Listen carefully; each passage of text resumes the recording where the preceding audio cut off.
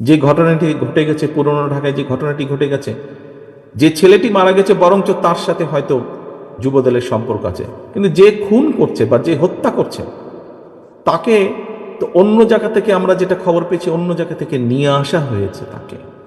তাকে ধরা হচ্ছে না, ধরা হলো অন্যদেরকে অ্যারেস্ট করা হলো, তাকে ধরা হচ্ছে না, কি তাকে আসামিও পর্যন্ত বোধহয় করা হয়নি এখন পর্যন্ত। কেন হয়নি, কেন ধরা হচ্ছে না? আমাদের পক্ষ থেকে তো একবারও বলা হয়নি যে তমুককে ধরা যাবে না, অমুককে ধরা যাবে, একবারও তো এই কথাটি বলা হয়নি।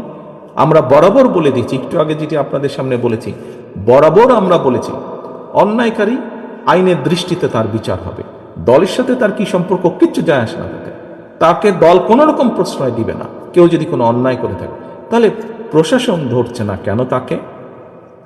আমাদের এখানে রিজভী আহমেদ সাহেব পরিষ্কার বলেছেন, দলীয় অবস্থান থেকে আমাদের যা যা করা প্রয়োজন আমরা প্রত্যেকটি যেটি যেটি জেনেছি, তদন্তের পরে যাদের যাদের সম্পর্কে প্রমাণিত হয়েছে অভিযোগ, আমরা আমাদের দলীয় অবস্থান থেকে তাদের বিরুদ্ধে ব্যবস্থা গ্রহণ করেছি।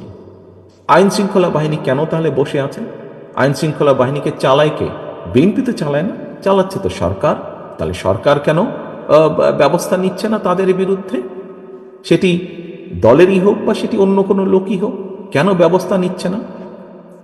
যে শহীদরা জুলাই আগস্ট সহ গত বিগত 15 বছরে যে মানুষগুলো প্রাণ দিয়েছে এদেশের মানুষের স্বাধীনতা, সার্বভৌমত্ব, রাজনৈতিক অধিকার, অর্থনৈতিক অধিকার প্রতিষ্ঠার জন্য বিএনপি সর্বশক্তি দিয়ে সেই শহীদদের মর্যাদা রক্ষা করবে, প্রতিশ্রুতি বাস্তবায়নের মাধ্যমে।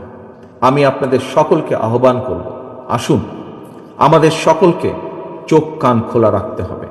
আমাদের যে আন্দোলন, আমাদের যে যুদ্ধ ছিল গণতন্ত্র প্রতিষ্ঠার, মানুষের অধিকার প্রতিষ্ঠার, সেই যুদ্ধ কিন্তু এখনো শেষ হয়ে যায়নি। দেশকে যদি গড়তে হয়, জাতিকে ঐক্যবদ্ধ করতে হবে। এই ঐক্যবদ্ধ করতে হলে পরিশ্রম করতে হবে। দেশকে গড়তে হলে জাতিকে ঐক্যবদ্ধ করতে হবে। ঐক্যবদ্ধ করার জন্য সব প্রকার উদ্যোগ আমরা গ্রহণ করি।